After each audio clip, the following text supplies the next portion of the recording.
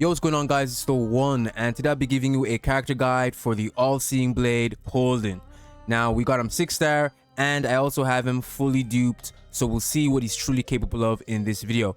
And we'll also talk about the best modules, best shells, and the best teams. So without further ado, let's get into it.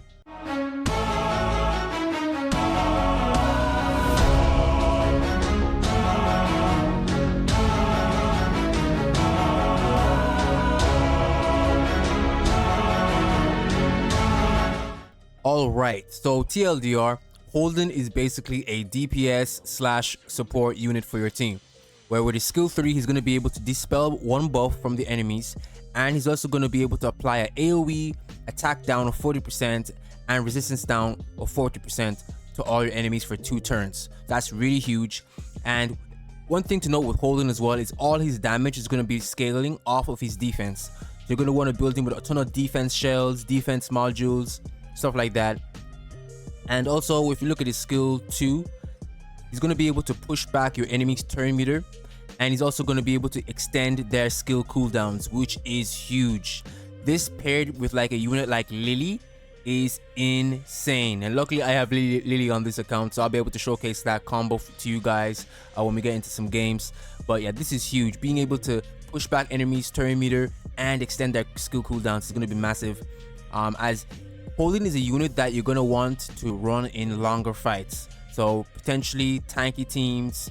Like, that's why I said to you guys in a couple of videos ago that we're going to be entering a tank meta, and Holden is going to be a key unit for tank teams, right, that like to stay or like to, you know, get into extended play, right, for longer battles. So you have that, that's a skill 2, and with his skill 1 he basically able to apply a defense down for 1 turn, right? And he's also able to counterattack. That's another thing with him. His passive execution mode says that when entering battle, for every 500 defense, it increases counterattack rate by 10% and damage dealt by 5% as well.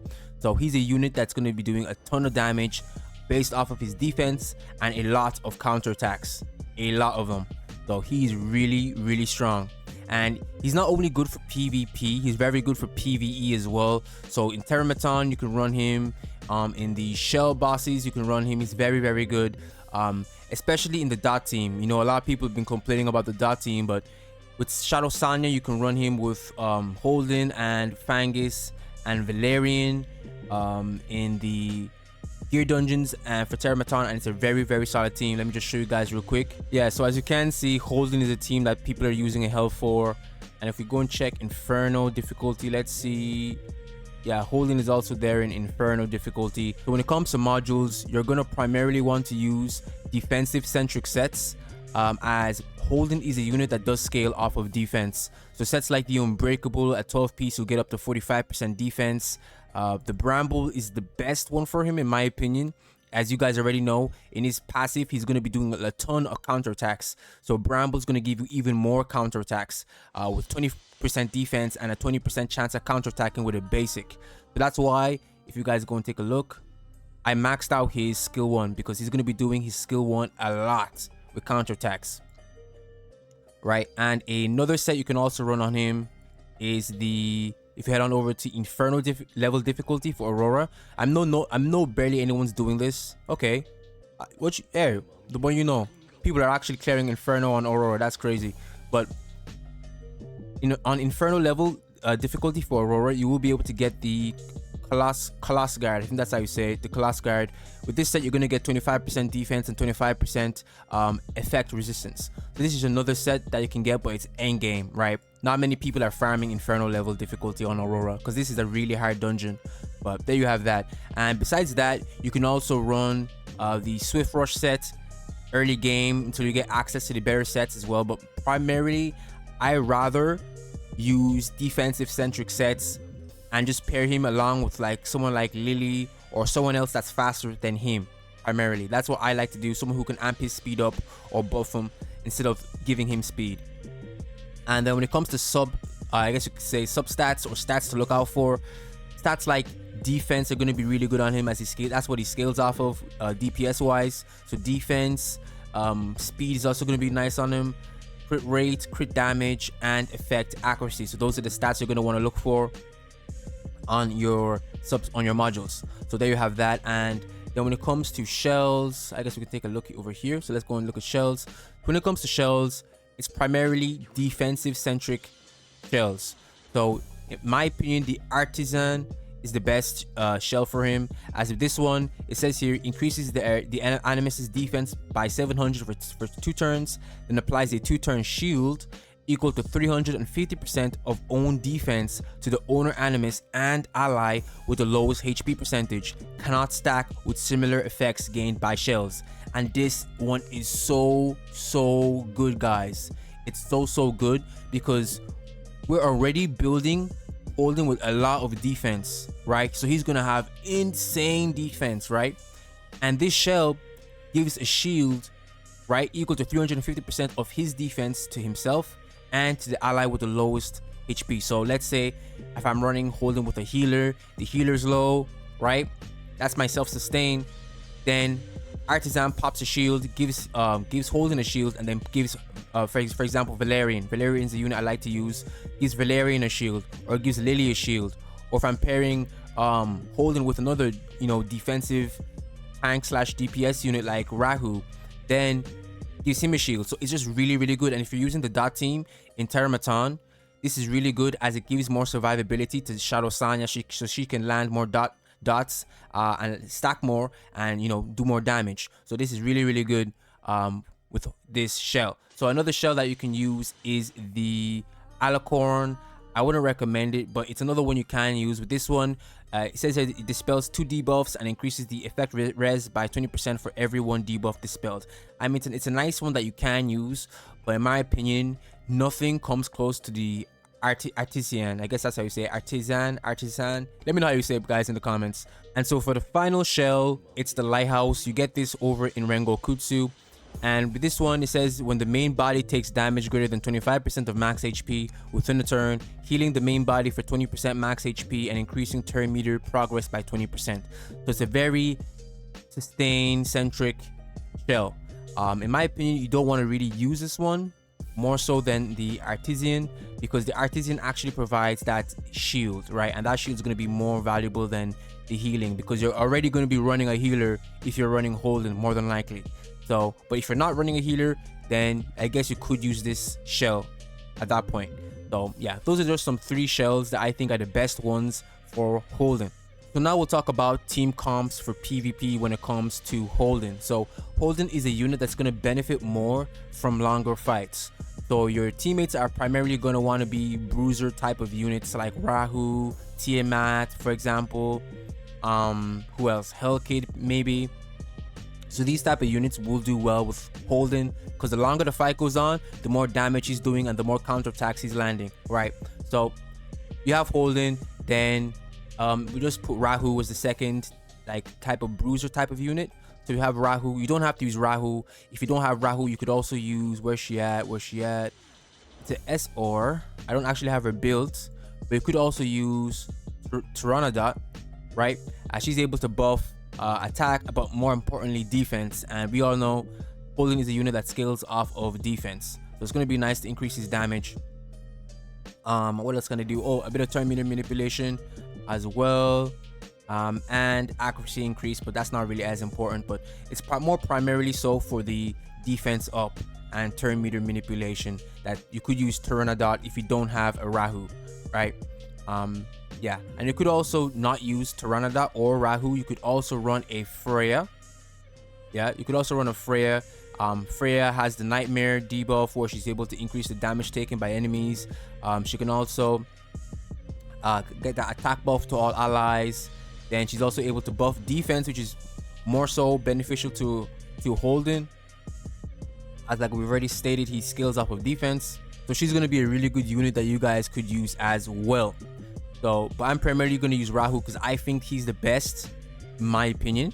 So I'm running Rahu. The next spot on the team is our sustain. Now this is going to be completely dependent on whether you want to be more aggressive or if you want to be more defensive. So I primarily like to use Valerian because my Holden's S1 is maxed out and he's going to be doing a lot of damage. So I benefit more from longer fights, right? So if the fight goes the long game, I'm going to win. So I like to use Valerian, and Valerian also prevents getting, you know, cleaved in one turn. So she's a very, very good healer, but you don't have to use her if you don't want to. You could also use Linglo as well for the constant heals. She's really, really good. She's able to extend buffs as well. Able to apply one turn immunity. So she's really, really solid, a really solid healer. But if you want to be more offensive, you could use, where is it at? You could use Tiamat. Now Tiamat does have some healing in her kit, and she's a very good PvP unit, especially if you build her with Bramble. She's going to be counter-attacking like a mad woman. She's really, really solid. So I primarily would use Tiamat if I'm trying to be more offensive. But I like to use Valerian because, like I said, I benefit more off of longer games. That's just my playstyle. So then the next slot is basically your support, right? Your main support, offensive support. So I like to use Lily primarily for, she extends the enemy's cooldown, obviously speed amping, and obviously when she does her S1, right, she has a chance to make an ally follow up on her S1. And I like Holden to follow up with his S1 because his S1 is maxed and he does a ton of damage, right? So that's the combo I like to go for. Yeah, Lily's a really, really solid unit, but you don't have to use a Lily. Before anyone in the comments are like, the one is a whale, he spends money. Now you don't need to use Lily, right? That's just a personal preference for me. But instead of using Lily, you could use where's she at? Not many people are using her actually right now because she is kind of annoying to build, but she's primarily a PvP centric unit outside of Termaton. But you could use Veronica, right? Now Veronica is a unit that's able to steal buffs. So the way I like to look at it is, if the enemy has a ton of buffers, I would use Veronica. Like if they have 1 or 2 buffers and they're relying on those buffs, use Veronica, steal the buffs, especially Messiah, steal the invincibility. Yeah, Veronica is very, very good, right? Make her fast is really good. So another unit you could use if your opponent isn't using buffers, you could also use a unit many people are sleeping on as well. You could also use Silence. Now why Silence is really good is if you make her fast and you make her tanky, then if she goes first, right, if she's the fastest unit on your team and she goes first, she'll be able to do her skill 3, right, where she's able to apply defense down and forgetfulness. And also her passive is where she has like a aqua shield around all allies, and it scales off of her max HP. And cool thing with this shield is that it reflects damage, right? The shields reflect damage.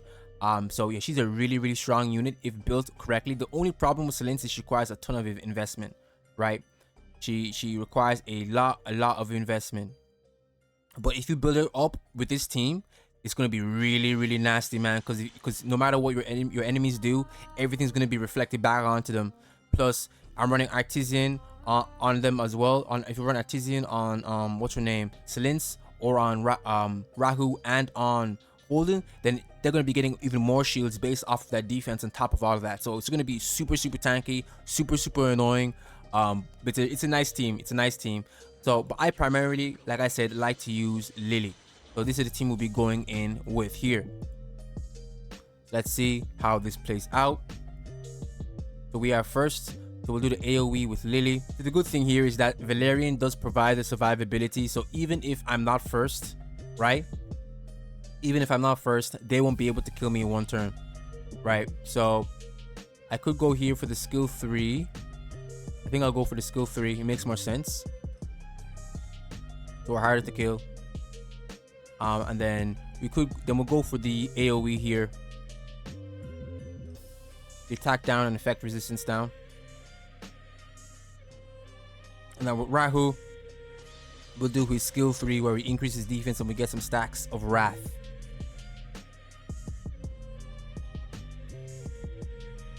Okay. What I want to do here, if I use the skill 2, applies twin trick to target ally, then applies a 2-turn speed amp to all allies. I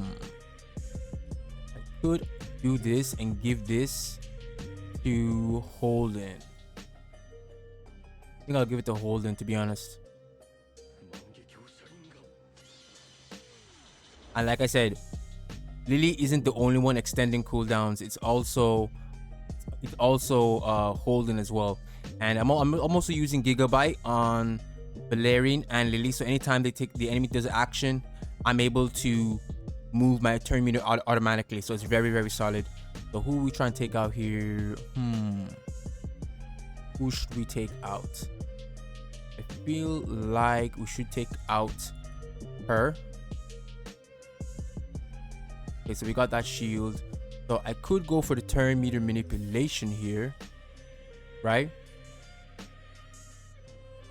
I could actually very well go ahead and do this. Or I could, I think I'll go for this. And we'll push back. Let's see. I think I'll push back her. And we'll do that. Ooh, come on, let's survive this. That's big. The Born is really annoying. Let's do that. Boom, Freya's down. We advanced up. Okay. Next, let's try and take out Leanne.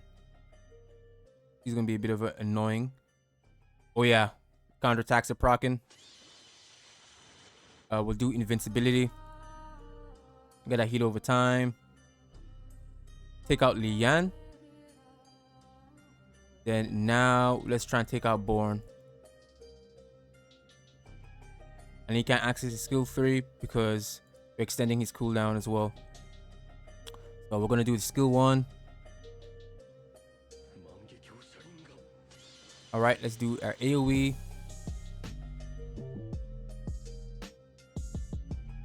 Come on, take him out. Boom, Rahu does big damage.